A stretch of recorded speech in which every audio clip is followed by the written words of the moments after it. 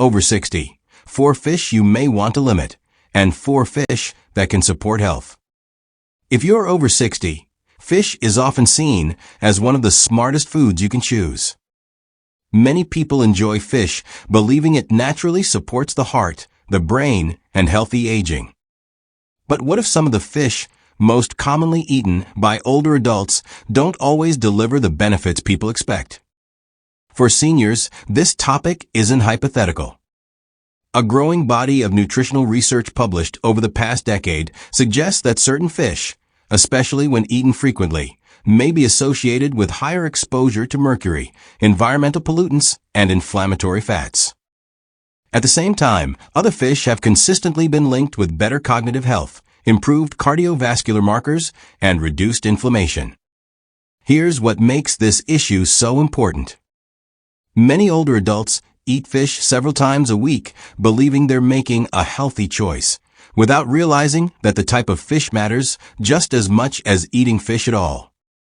The good news is that when the right fish are chosen, seafood can become one of the most powerful tools for healthy aging. In this video, I'll walk you through the full picture. First, 4 fish that seniors may want to limit or avoid. Then, 4 fish that research consistently links to better health after 60. Every point shared here is based on peer-reviewed research and public health guidance, not fear-based claims. Sources are linked below. Before we begin, tell me in the comments, which fish do you eat most often? And if you're new here, welcome. Part 1. 4 fish seniors may want to avoid or limit. Fish number 4, imported farm catfish. At first glance, catfish seems like a harmless and budget-friendly option. It's mild in taste, easy to prepare, and widely available. However, concerns arise specifically with imported farm-raised catfish. In some overseas aquaculture operations, fish are raised in crowded conditions where disease spreads more easily.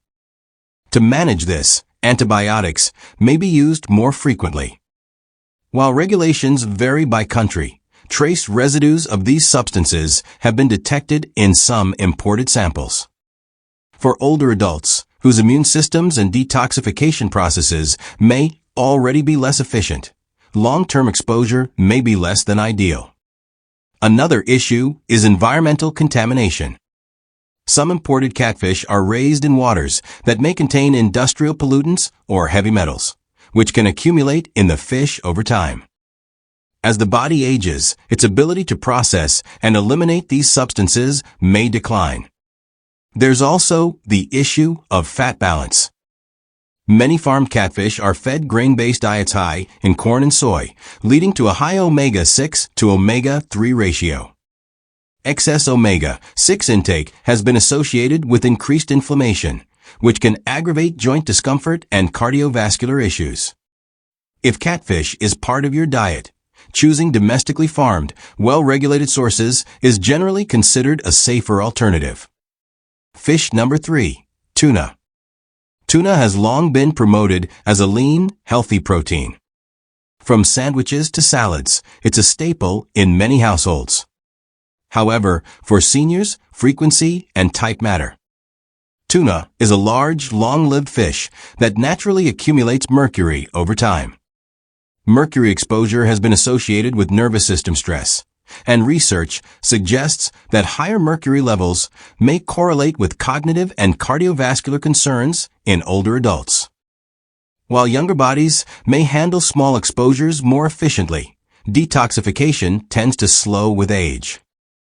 This means repeated intake, especially of larger tuna species like albacore or big-eye, can gradually increase mercury levels in the body. Light canned tuna generally contains lower mercury levels, but even then, frequent daily consumption is not advised for seniors. Occasional intake in moderate portions is considered a more balanced approach. Fish number 2, king mackerel. Mackerel can be confusing because not all types are equal. Smaller varieties, such as Atlantic or Spanish mackerel, are often nutritious and lower in mercury. King mackerel, however, is a different story. King mackerel is a large predatory fish that accumulates significantly higher mercury levels. Public health agencies advise older adults to avoid king mackerel due to potential neurological and cardiovascular risks. Because it's sometimes sold simply as mackerel, consumers may not always realize which type they're purchasing.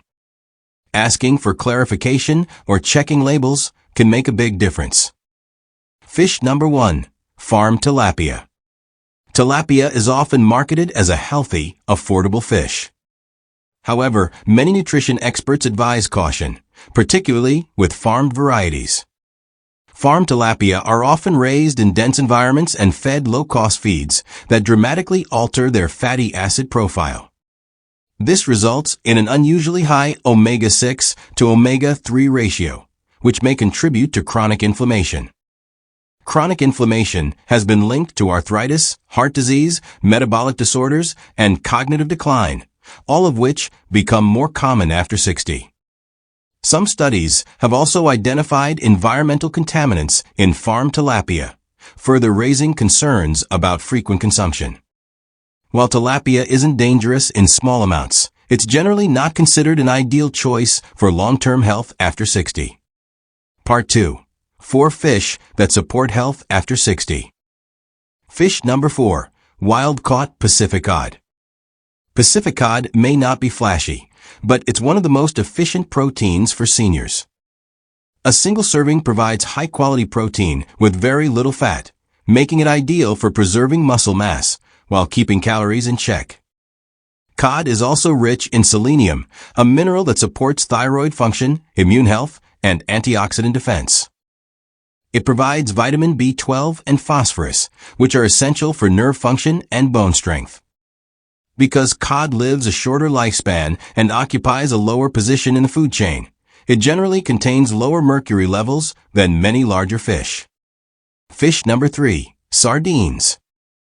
Sardines are one of the most nutrient-dense fish available. They're packed with omega-3 fatty acids that help reduce inflammation and support heart and brain health. They also provide vitamin D, calcium, and phosphorus, making them especially beneficial for bone strength.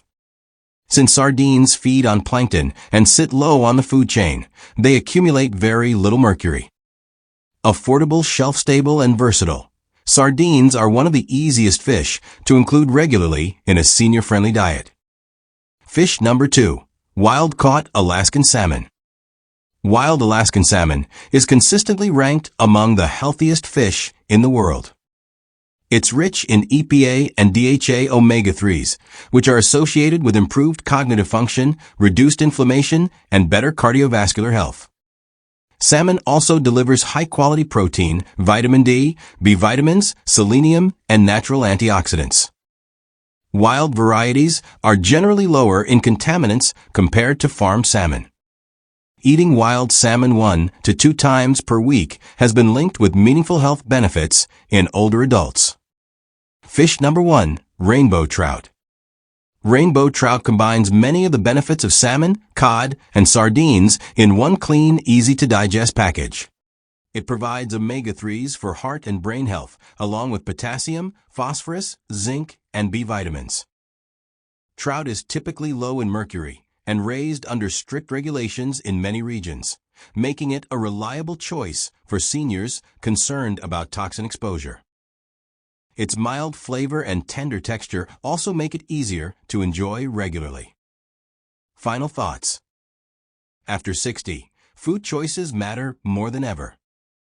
Some fish may quietly increase inflammatory load or toxin exposure over time, while others actively support longevity, strength, and mental clarity. You don't need to change everything at once.